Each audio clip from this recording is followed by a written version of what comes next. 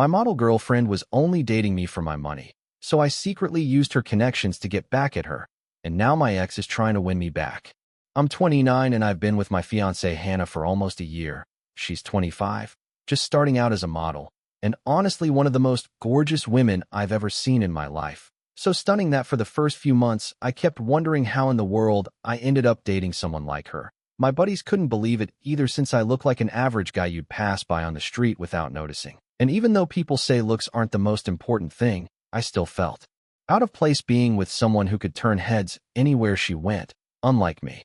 I was perfectly happy with simple dates, grabbing coffee, going to the park, just hanging out. But about 6 months in, she started hinting that we should get married. And by then I was so wrapped up in how much I loved her that I was ready to do whatever she wanted. So just a month later, I went ahead and proposed, and she said yes without a second thought. My friends and family were a little shocked at how fast things were moving. But since I seemed happy, they went along with it and didn't really question me.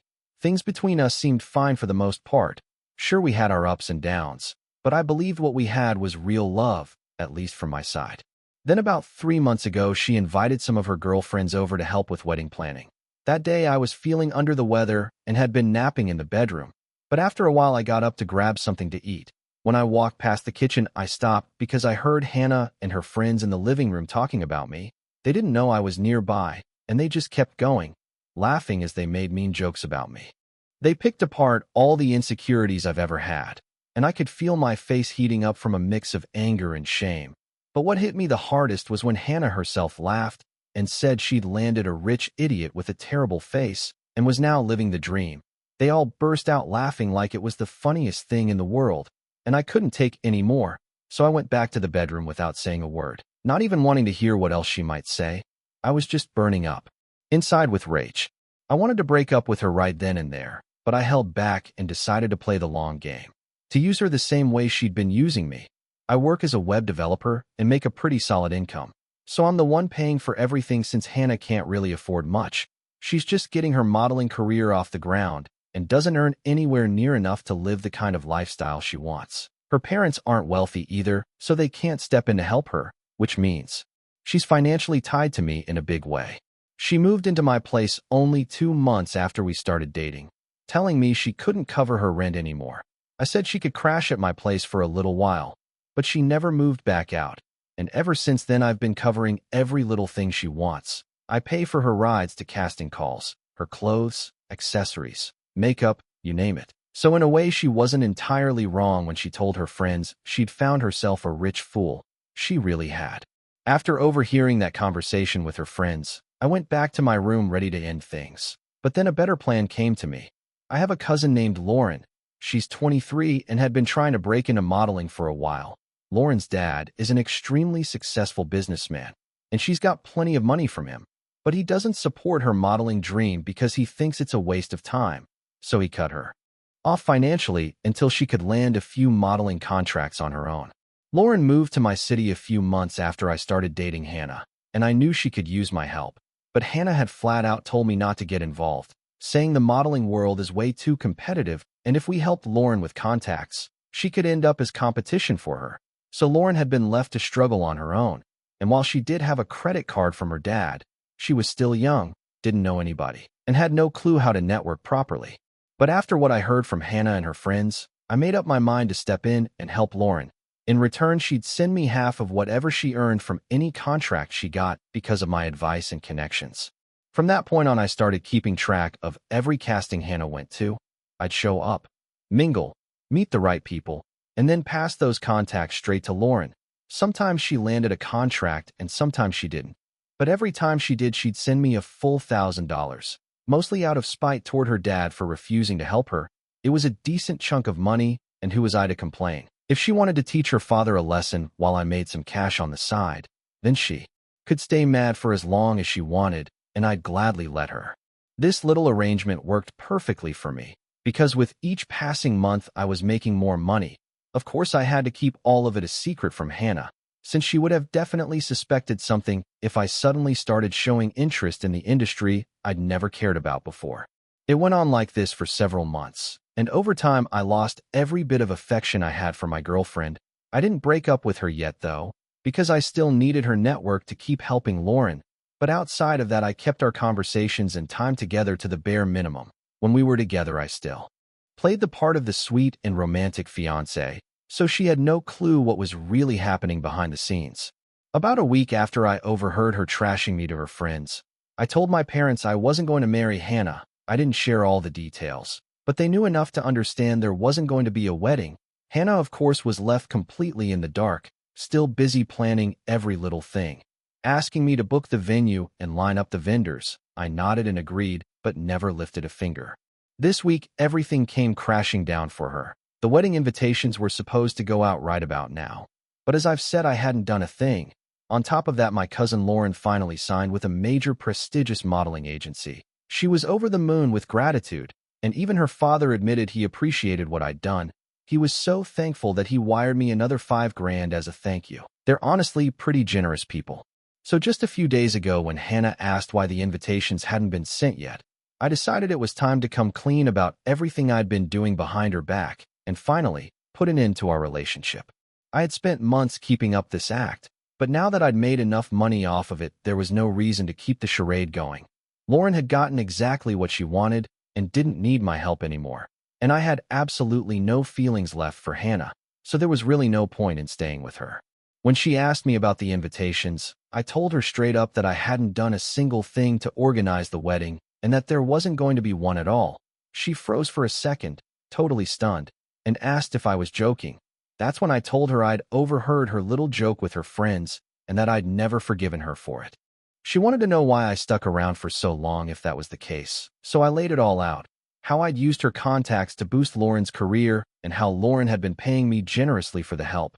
Since I'd already decided to tell the truth, there was no point holding anything back, so I confessed to everything.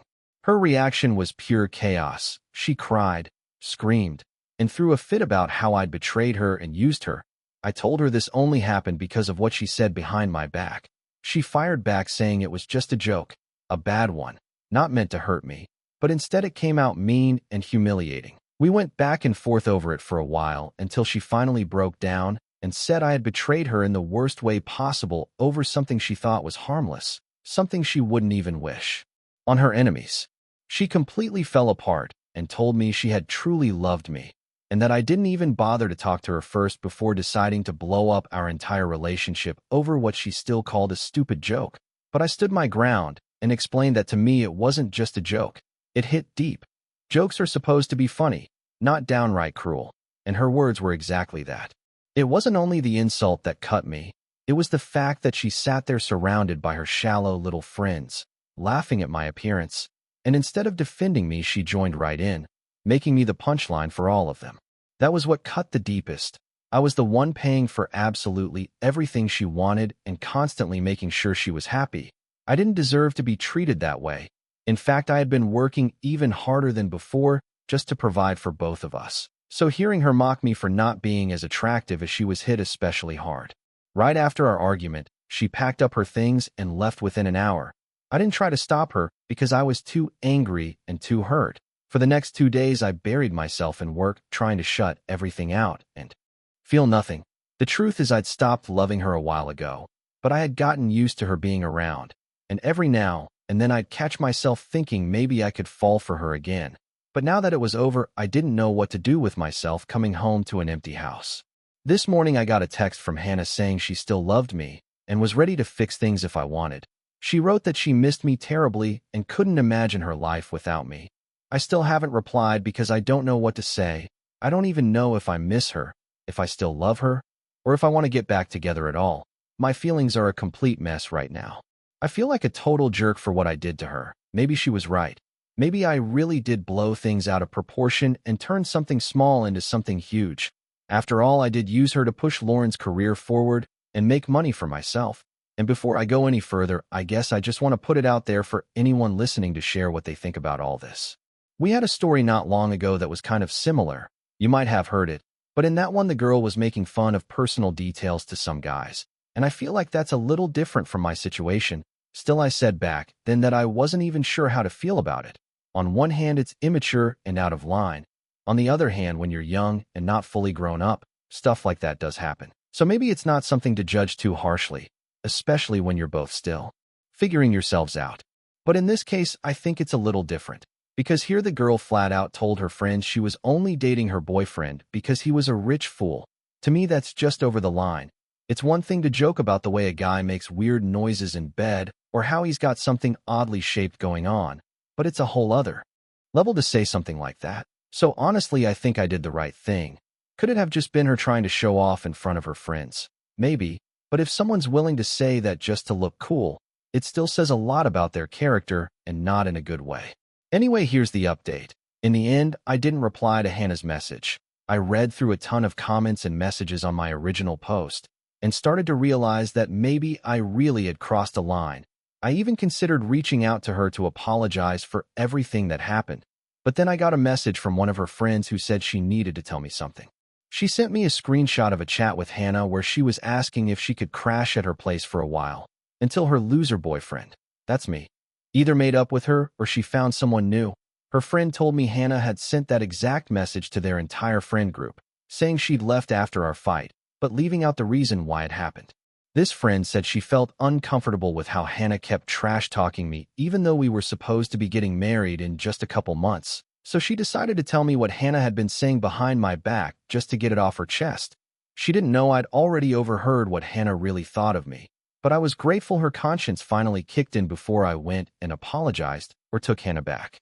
Looking back, I realized I dodged a bullet there.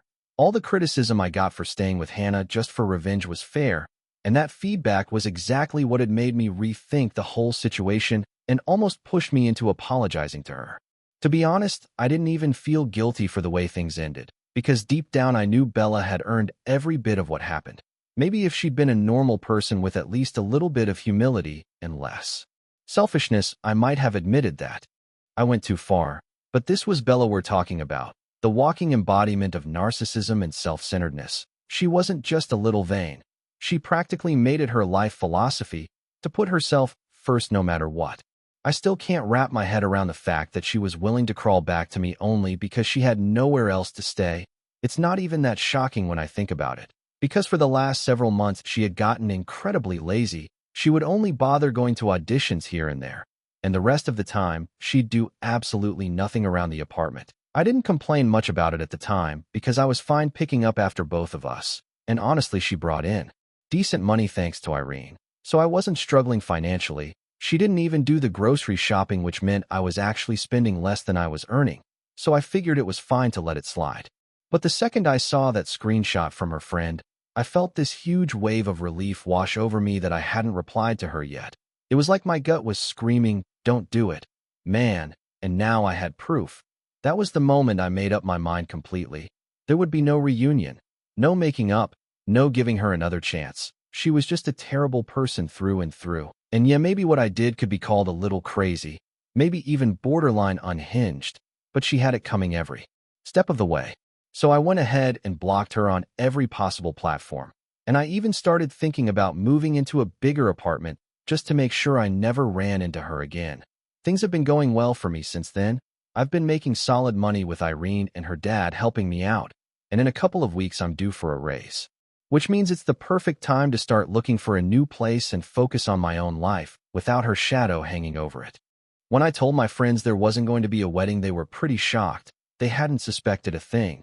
But once I laid out the whole story, their jaws practically hit the floor. Some of them said she absolutely deserved everything that happened, while others thought I'd gone too far and should have just broken up with her the moment I heard that joke she made about me. I get why they'd see it that way, but I'm sure once everyone finds out about her fake little declaration of love, just so she could keep living in my place rent-free without lifting a finger, they'll all agree she earned what came her way. And honestly, even if she manages to snag some guy who's dumb enough to let her move in after only a couple of months of dating, I doubt he's going to be as blinded or as charmed by her as I once was. And I really don't see him putting up with her freeloading lifestyle for long. Although, who knows, maybe she will find someone. Honestly, at this point, I don't care. I'm just glad she's gone and that I won't have to deal with her for the foreseeable future.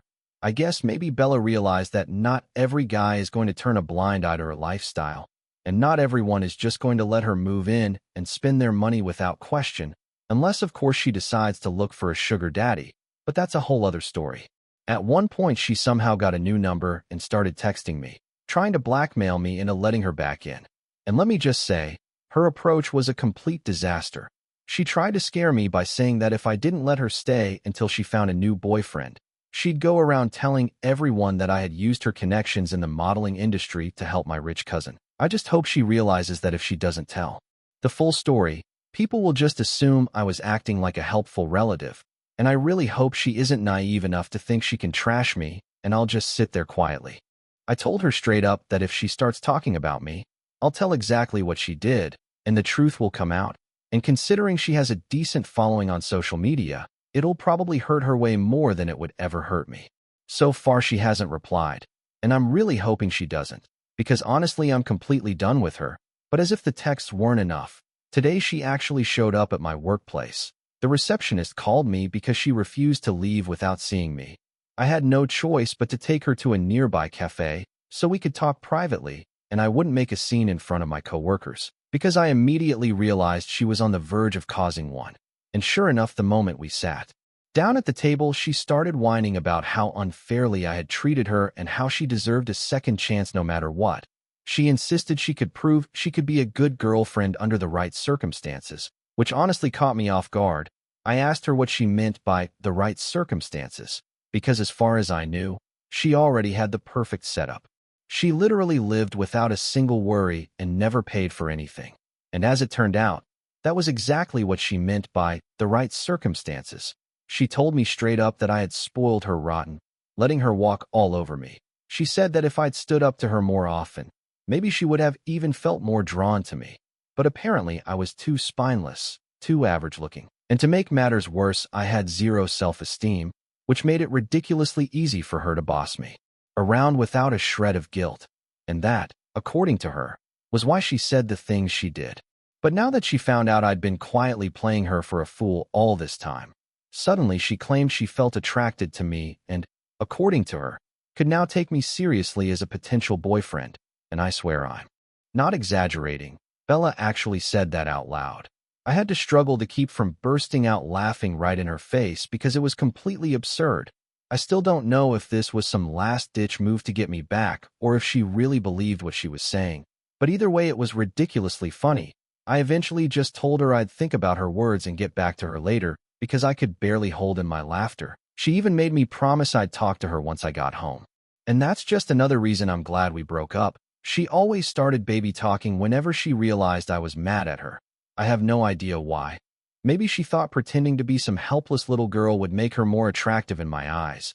In reality, it just made me feel disgusted. But I was too polite to say it.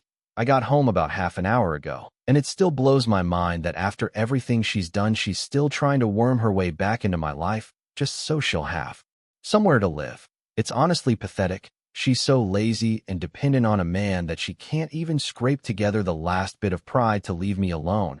I've made up my mind that I'm not going to talk to her anymore, and I'll make sure that next time she tries to reach out, she understands that I don't even want to acknowledge her existence. It's only been a day since she showed up at my workplace, and today she called again. This time I picked up the call from her friend's phone because I wanted to finally put an end to everything.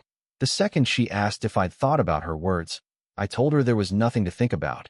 Even if someone held a gun to my head and forced me to go back to her, I still wouldn't. I went off on a full rant, unloading everything that had been building up inside me. I told her straight up that she was a pathetic loser and that I had no intention of ever dealing with her again. I said she should start looking for someone new to latch onto because I was done being her safety net. Of course, Bella didn't take it quietly. She started arguing, insisting that the only reason I had all this money now was because I'd used her and her connections to get close to my rich cousin. That in reality, it was me who had leached off her, and that she was somehow the victim in all of this.